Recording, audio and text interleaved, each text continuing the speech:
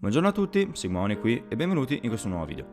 Oggi parleremo di Crystalline, gioco creato e pubblicato da Pixelfed nel 2018 su PC e piattaforme mobile. Se il nome dello sviluppatore vi è familiare è perché è lo stesso di Ace Academy, con cui comunque eviterò di fare paragoni il più possibile, essendo comunque due titoli diversi, e Crystalline è il loro secondo gioco, fatto uscire dopo un lungo periodo di early access. Come Ace Academy, anche questo gioco è una visual novel, ma questa volta ci troviamo in un ambiente fantasy. La trama di questo gioco è riassumibile all'incirca con quanto segue. Il protagonista viene trasportato all'interno di un altro mondo con elementi tipici del fantasy chiamato Terra, e no, non sto scherzando, il mondo si chiama proprio Terra. Questa cosa fa molto ridere.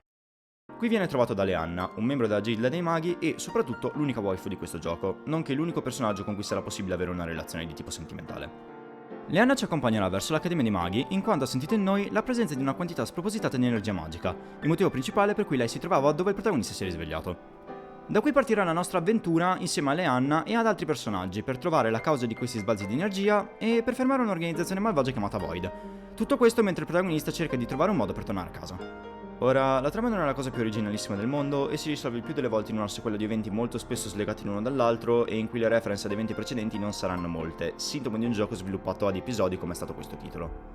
Sempre parlando di trama, il fulcro di essa è molto RPG di vecchio stampo, roba che veramente sembra di rivedere la trama di Final Fantasy III.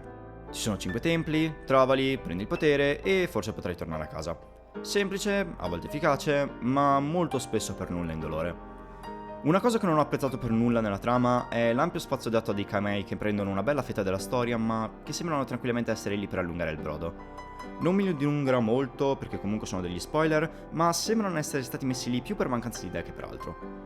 Un'altra cosa che c'è da dire è la presenza di diversi plot hole all'interno della storia, con tante cose dette così e poi mai più riprese, che indicano un po' di incuria nel world building, che comunque rimane accettabile, anche se poteva essere migliore.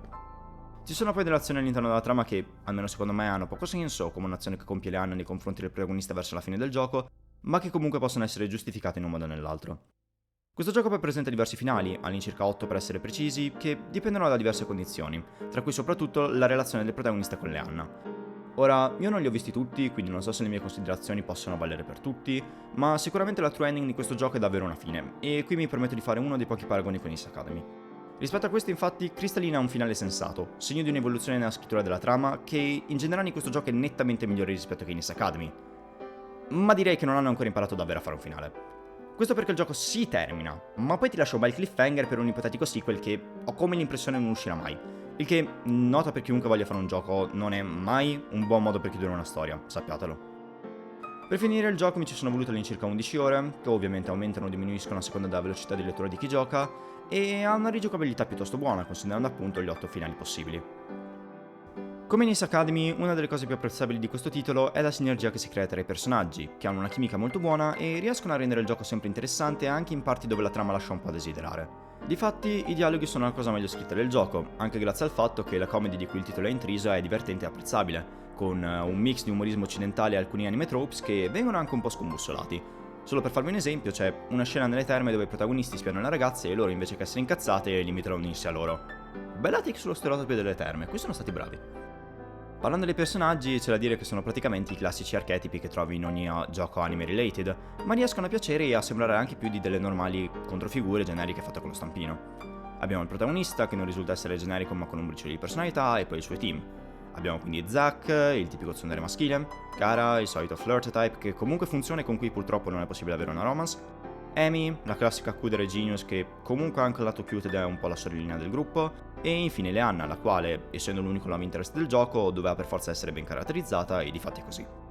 Il suo carattere è variegato e fra tutti i personaggi è quella che meno rientra nei classici cliché anime, acquisendone così forza e riuscendo a poco a ritagliarsi il ruolo di wife del gioco. Ma c'è un personaggio, uno solo, che merita di essere ricordato indefinitamente, fino a quando il mondo non finirà. E quello è solo lui, il leggendario Pango, del quale posso solo dire una cosa.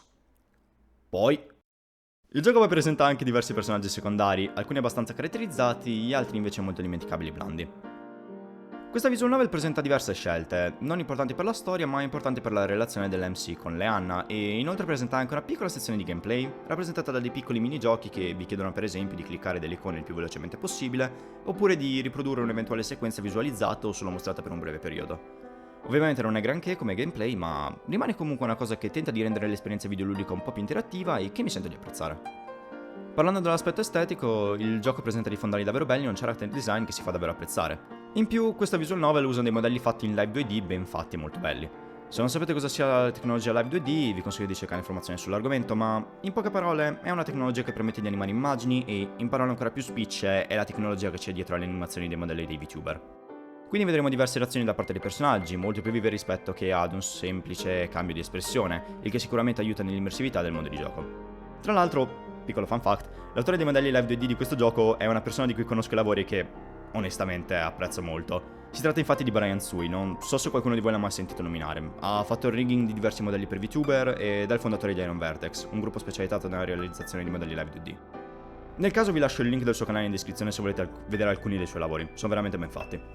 Tornando a noi, il gioco presenta anche diverse CG piuttosto carine e ha presente al suo interno anche un po' di fanservice, che però non è mai per nulla esagerato ed è presente in giusta misura. Tra l'altro, a questo proposito, molte volte è avvertibile la tensione sessuale che si viene a creare tra MC Leanna e tra Zack e Kara, e a volte tutto questo farà fare due grosse risate per quanto ovvio sia che una delle due parti vuole qualcosa dall'altra. Parlando del reparto sonoro, il doppiaggio inglese è buono e apprezzabile, questo se ci fermiamo a considerare solo quello dei protagonisti. E invece quello dei personaggi secondari fa piuttosto pena, sembra quasi come se non avessero avuto molta voglia di farlo. Ho molto apprezzato la doppiatrice di Leanna, trattasi di Amanda Lee, che se controllate ha giusto un po' di esperienza sulle spalle, giusto un po'. Così come il doppiaggio di tutti i protagonisti, con Nancy che rimane muto, scelta che onestamente è apprezzabile. Se il voice acting è comunque di buon livello, le musiche lasciano un po' a desiderare, non riuscendo a imprimersi bene nella memoria del videogiocatore, anche se comunque fanno il loro lavoro. A livello tecnico purtroppo il gioco presenta un problema che può invalidare le run successive alla seconda e che è il motivo per cui ho deciso di non cercare di ottenere tutti i finali. Infatti ci sono certi momenti del gioco in cui se state skippando il gioco si blocca, non va più avanti, anche se la musica continua a suonare in background. Semplicemente i dialoghi non ci sono più e si rimane bloccati solo con la musica nelle cuffie e il fondale sullo sfondo, ma nient'altro. Il problema è che non succede solo in un punto del gioco, ma in più punti. Durante il mio secondo playthrough il gioco si è bloccato in circa 3 volte in 3 punti differenti, mentre quando ho tentato di farne un terzo, il gioco si è bloccato in un punto ancora differente. Tra l'altro non è l'unico problema dello skip, che a volte causa anche uno sfasamento delle scritte della barra in basso a sinistra senza alcun senso, ma ok. Crystalline è una visual novel di buon livello dal punto di vista visivo e uditivo, ma meno dal punto di vista di trama. Comunque, essa si fa giocare e riesce a coinvolgere il videogiocatore con le sue varie scelte, i suoi dialoghi, i suoi personaggi e il suo umorismo. Ovviamente non è per tutti, essendo anche una visual novel, ma sicuramente è un grande passo avanti rispetto ad Ace Academy, segno di come il team di sviluppo abbia cercato di migliorare la qualità dei propri prodotti. Questo titolo è consigliato a tutti quelli a cui piacciono le visual novel e a chi vuole un gioco tranquillo, non troppo pressante, ma che lo faccia comunque sentire coinvolto. Se siete arrivati fino a questo punto, vi ringrazio di aver visto tutto il video.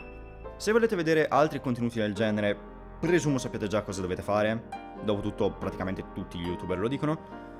E sì, direi che non ho nient'altro da dirvi, quindi qui da Sigmaoni è tutto e noi ci vediamo al prossimo video.